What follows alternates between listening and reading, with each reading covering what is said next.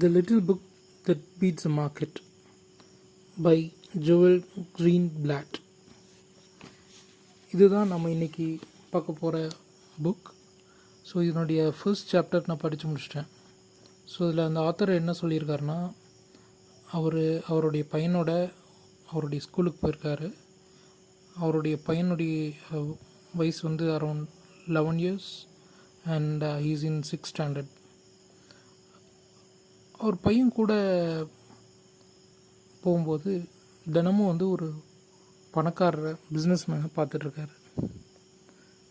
ஆனால் அவர் ரொம்ப பெரிய ஆளாக இல்லை, தன்னோட மகன் கூட படிக்கிற சக மாணவன். Yes, he is a business man. எப்படின்னா, ஸ்கூல் டைம் முடிஞ்சோன்னே ஸ்கூலுக்கு வெளியே நின்று சுவிங்கம் விற்கிறாரு. ஒரு பேக் ஆஃப் சுவிங்கம் வந்துட்டு 25 cent வாங்குறாரு.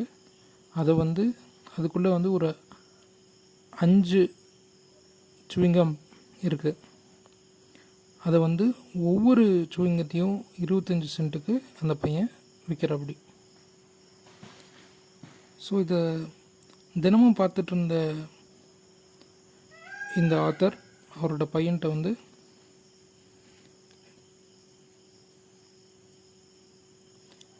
இந்த ஜேசன் அப்படிங்கிற இந்த குட்டி பிஸ்னஸ்மேன் இன்னும் ஒரு 6 வருஷம் இந்த ஸ்கூல் முடியிருக்கிறதுக்கு இத்தனை வருஷத்துக்கு எவ்வளோ சம்பாரிச்சிருப்பார் அப்படின்னு சொல்லி ஒரு பையன்கிட்ட கேட்குறாப்படி. இப்போ பையனும் வந்து மேக்ஸ் எல்லாம் யூஸ் பண்ணி கவுண்ட் பண்ணுறாப்படி. ஒரு நாளைக்கு ஒரு 4 சுவிங்கம் வந்து அவருக்கு லாபமாக கிடைக்குது. ஐ மீன் $1.25 வாங்குறாப்படி, $1.25 விற்கிறாப்படி, வாங்குறது என்னமோ $0.25 தான் வாங்குறாப்படி. அப்போது $1 வந்து ஒரு பேக்கெட்டுக்கு ப்ராஃபிட். ஒரு நாளைக்கு $5 ப்ராஃபிட்னா ஒரு வாரத்துக்கு வந்து $20, வருஷத்துக்கு 36 வாரம்னா $720. இன்னும் 6 வருஷம் இருக்குது.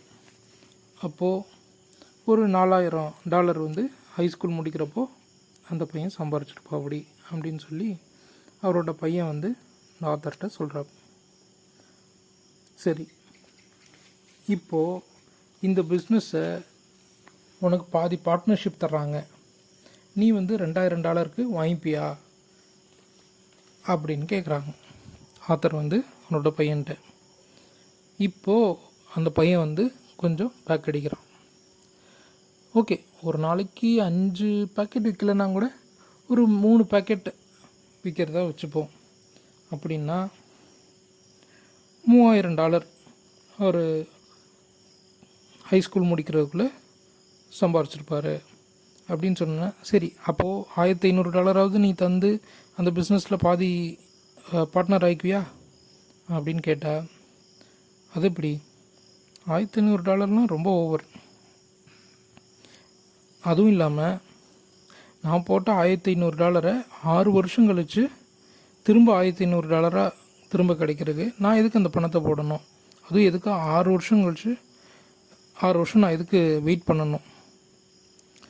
அதுக்குள்ளே என்ன வேணால் நடந்துடலாம். கூட இன்னொரு பிஸ்னஸ்மேன், கூட படிக்கிற இன்னொரு ஃப்ரெண்ட்ஸ் வந்துடலாம். கூட மற்ற பசங்களும் விற்கிறதுக்கு வந்துட்டால் என்ன பண்ணுறது? இப்போ காம்படிஷன் ஜாஸ்தியாகும், இதே அளவுக்கு விற்பனை இருக்காது.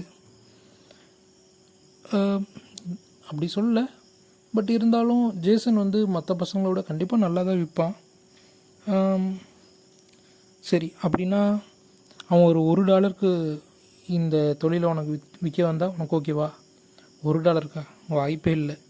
யார் $1 விற்பா? ஸோ அப்படின்னா அந்த கடையுடைய மதிப்பு ஒரு $1 $1500 தான் இருக்கும், கரெக்டாக? சரி, எவ்வளோக்கு தான் நீ வாங்குறதுக்கு ரெடியாக இருக்க? நான் வந்து ஒரு $450 வச்சுருக்கேன், அவ்வளோக்கு தான் நான் வாங்குவேன். அவ்வளோதான் என்னால் கொடுக்க முடியும். இன்னும் 6 வருஷத்துக்கு $1500 கலெக்ட் ஆனாலும் இதுதான் என்னோடய அமௌண்ட்டு அப்படின்னு சொன்ன உடனே அவங்க அப்பா சொல்கிறாரு, ஓகே அப்போது நான் தினமும் என்ன பண்ணிகிட்ருக்கேன்னு உனக்கு தெரிஞ்சிருக்குமே. ஐயோ அப்பா, அப்போது நீங்கள் சுவிங்கன் தான் விற்கிறீங்களா? இல்லைப்பா, அது இல்லை.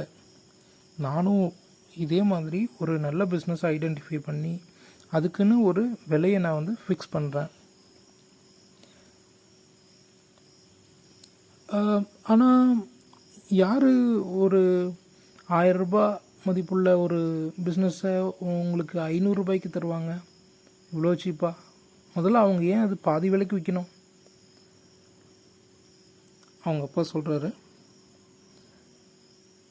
நிறைய பிஸ்னஸ் இந்த மாதிரி பாதி விலையில் கிடைக்குது. அது வந்து நான் கண்டிப்பாக உனக்கு சொல்லித்தரேன். அது என்னென்னா ஒரு மேஜிக் ஃபார்முலா இல்லை, அது ஒரு ஃபார்முலா. ஆனால் மிகப்பெரிய பண்டிதர்கள், நிறைய கிராஜுவேட்ஸ் பண்ணவங்க கூட நிறைய தப்பு பண்ணுறாங்க இந்த விஷயத்தில். ஸோ நான் ஒரு பேசிக்ஸ்லேருந்து உனக்கு நான் சொல்லித்தரேன். எப்படி ஒரு பிஸ்னஸ் ஐடென்டிஃபை பண்ணுறது, அதை கரெக்டான விலைக்கு எப்படி வாங்கிறதுன்னு. ஓகே நண்பர்களே, இதனோட ஃபர்ஸ்ட் சாப்டர் முடிவடைகிறது. மேலும் அடுத்தடுத்த சாப்டரில் சந்திப்போம். நன்றி.